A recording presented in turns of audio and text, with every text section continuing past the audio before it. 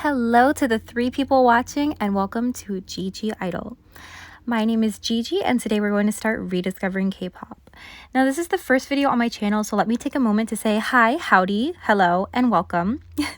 So I've been listening to K-pop since late 2018, and although I like to think that I know a fair amount about K-pop and the various groups within the genre, lately I've realized that there's a lot of groups I've heard of but don't truly know, so that's what we're going to be doing over here. Deep diving into discographies of groups whose titles I may know, but their B-sides have sadly eluded me. Regardless of viewership, I thought it would just be fun to keep documentation of my thoughts as I re-explore these groups. So if you'd like to come along with me, I will gladly take your company. And don't worry, I do plan to sprinkle in the standard K-tube videos every now and then when I don't have the chance to go into full discographies. So even if this isn't your thing, but you happen to like me, you can stick around for that. So, fun story, I was initially planning for the first group of this series to be Oh My Girl, but I made it to Secret Garden and then realized how many songs a successful 7-year-old girl group not under YG actually has, and I got just a little overwhelmed. Plus, who has the audacity to make what would surely be an hour-long video their very first one? So then I thought to myself, who's a decently to well-known group with a more easily digestible discography that I've known for a while but haven't taken the time to properly get into? And then it hit me.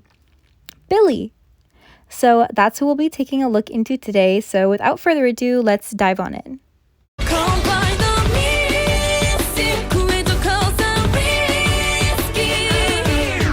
Full transparency, I have indeed listened to this song before this deep dive, but only 2.5 times. Now, did it hit for me then? No. Did I give it another chance once Sheon was added? Yes. Does it hit for me now?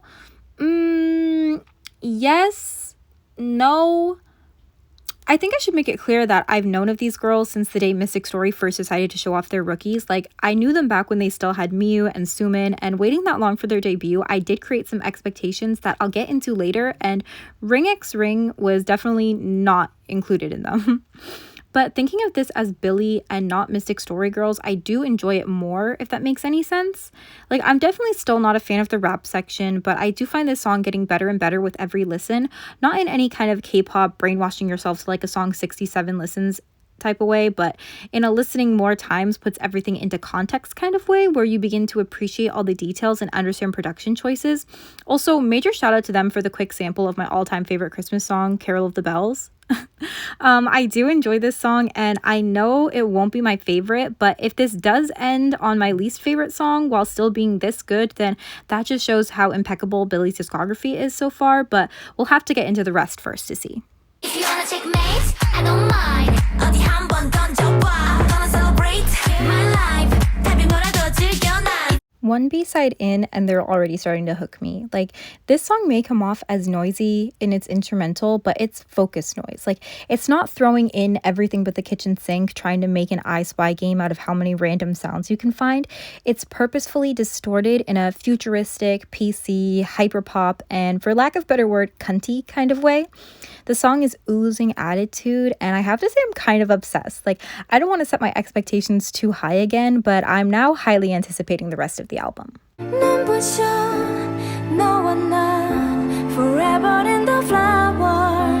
Coming off of how in-your-face the 2 previous tracks were, this song is so refreshing. I'll have to wait to finish the album before I can tell if it's inappropriately timed, but you should know I'm a sucker for a good soft song. Like, I'm actually pretty picky about the ballads I let into my playlist, but a song like this, the strings, the powerful vocal moments, and I swear every time I hear a key change, I get a year added onto my life. This song is so delicate and nostalgic, it feels like the drive home after saying goodbye to someone you know you won't see again for months. So far, Billlie is hitting every mark, and I'm kind of kicking myself for letting my preconceived idea of Mystic Story girls get in the way of a fresh idea of Billlie.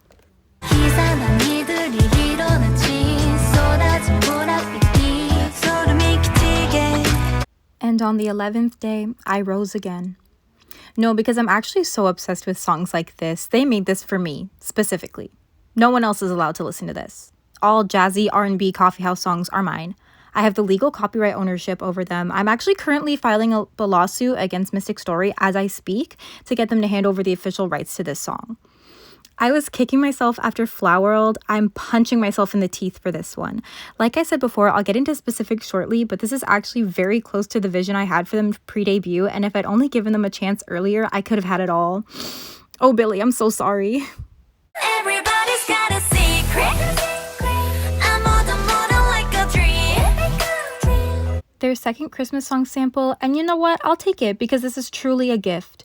The dance of the Sugar Plum Fairy in the background makes the song so eerie in a way that's just truly exquisite. Like, I can definitely see why this wouldn't work for some people, but thankfully I'm not some people, so sorry to some people.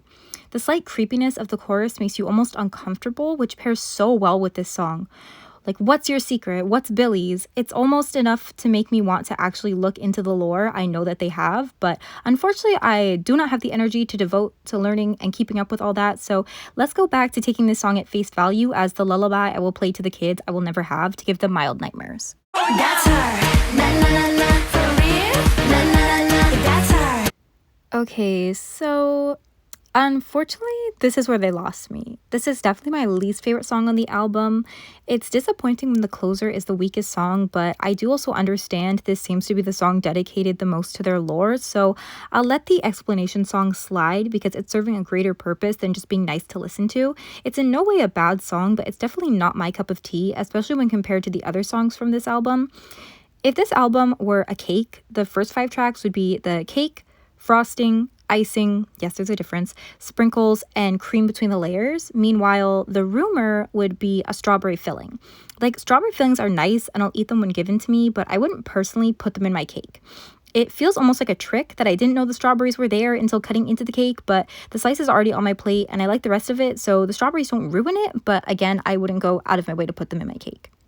I hope that made sense. I'm kind of just really hungry right now. Overall, I would give this album a solid 8.5 out of 10. This album is a perfect example of why I decided to do this discography dive series for myself. K-pop has become so oversaturated that we end up hearing a title track once, sometimes not even in full, and dismiss the whole album or even group without giving any of it a proper listen. So many people, including myself at first, wrote off Ring X Ring as a miss and moved on from Billlie, depriving ourselves of one of the most unique, intricate, and cohesive debut mini-albums I've ever heard. Word on the street is that the next album is even better, so once again, I'm raising my expectations, but before that, we do need to take a quick intermission.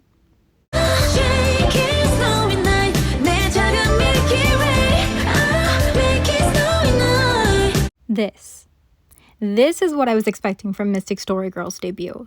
Something about their pre-debut content, something about these girls' energy. I was quite genuinely begging for them to debut with a city pop concept. Like, no, really, I can pull up the tweets. This is my first time hearing the song in full, and when I'd heard clips initially, I did find myself a bit frustrated that they didn't actually have this concept for their overall debut because I was left thinking of what could have been. But now after hearing their full debut, I'm impressed that they're able to go from Ring X Ring to Snowy Night and have it all sound completely natural. It's not any kind of shocking concept change if you've listened to the mini with Flower World and the 11th Day, bridging the gap between the two concepts. I'm actually kind of amazed at how they're able to authentically pull off so many different sounds while having them all sound cohesive. Nothing feels out of place despite the fact that the two titles are essentially polar opposites. It's very special when a group is able to pull something off like this. I was anticipating Billlie to be good, but I wasn't prepared for them to be this level less than 6 months into it. I'm almost nervous to hear the comeback to make sure it lives up.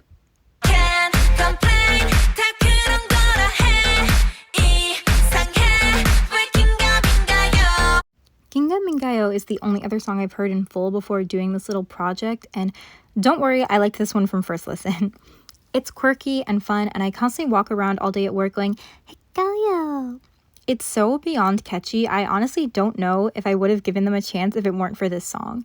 In some ways, it even reminds me of ITZY's original plot with how fun it is and how, despite the song not taking itself too seriously, all of the members are giving every moment of it their all. Especially Tsuki. Oh, there's no way I was going to talk about Billlie, and especially this song, without mentioning the iconic fan cam. Like, the fact that she doesn't practice facials and just lets them come to her naturally while on stage. Literally every idol besides Ire from Purple Kiss should be scared. I know they saw her fan cam and went home to practice making faces in the mirror. Back to the song though, if you hate this, you hate fun, you hate women, so I think you need to work on yourself.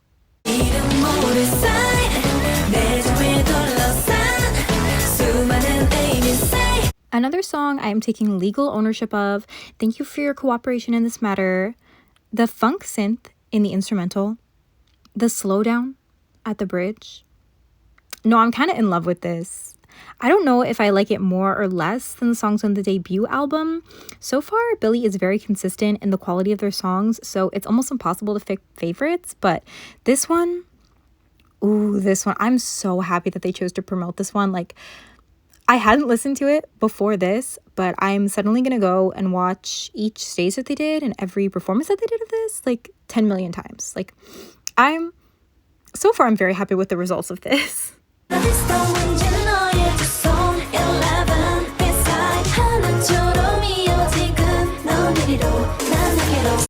Okay, never mind, I did it. I picked a favorite. At this point, I'm running out of words to describe how I feel about these songs without becoming redundant. Like, I'm not gonna lie, I wasn't expecting to like every song this much, but so far, Billlie has yet to miss beyond one song, but I can't fault any group for one less than perfect song. And this song, I need to listen to everything about 20,000 more times, but after this is over, this one might just be it for me. Like, if I come out of this experience with 10 Billlie albums in my cart on Ktown For You, I won't be surprised at all.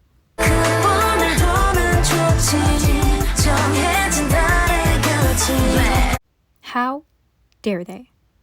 How dare they make this song so short? Songs under 3 minutes don't deserve to call themselves songs. Why would they purposefully deprive me of more of this magical song? Moon Palace is the space between a dream and reality. It's those moments when you're just about to drift off to sleep, but you're still aware of the world around you. It's when you first wake up and your mind hasn't quite made it back to your body yet. Why would they give me only 2.5 minutes of this? Less than that, actually. That is so rude. It's like when you get to the good part of your dream and your alarm goes off, except less jarring. Am I just equating this song to sleeping because it has moon in the title and the album is titled about your subconscious?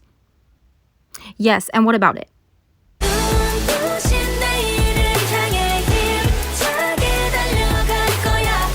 If I'm getting my facts right, I do believe, no pun intended, I do believe this is a fan song for Believe. Personally, fan songs never seem to hit for me in the right way, and this one is okay. It's a bit disappointing that both mini albums' closing songs are my least favorite from each, but I listen to everything on shuffle, even for my first listens, so that's almost not even relevant. This song is in no way bad, and I do enjoy it more than The Rumor, but compared to their other songs, it just doesn't seem to go anywhere.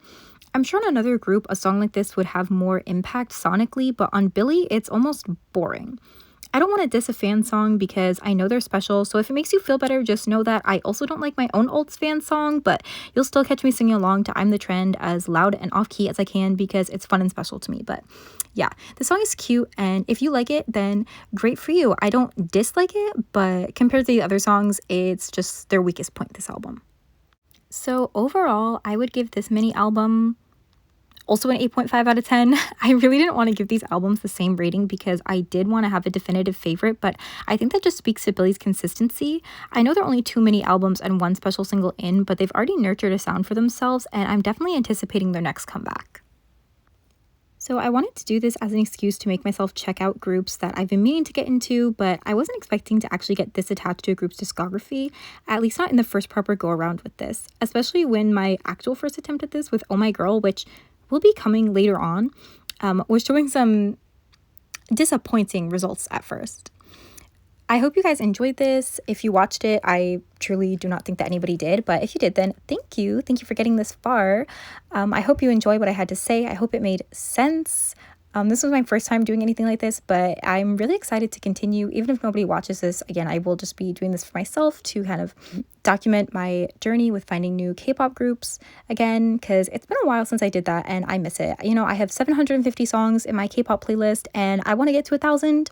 So yeah, I have a few other groups in mind, but you know, if you want to hear me talk about anybody, I'll also talk about groups that like I've already listened to if that would interest you. But the whole point of this is supposed to be new groups. So yeah, see you for the next one.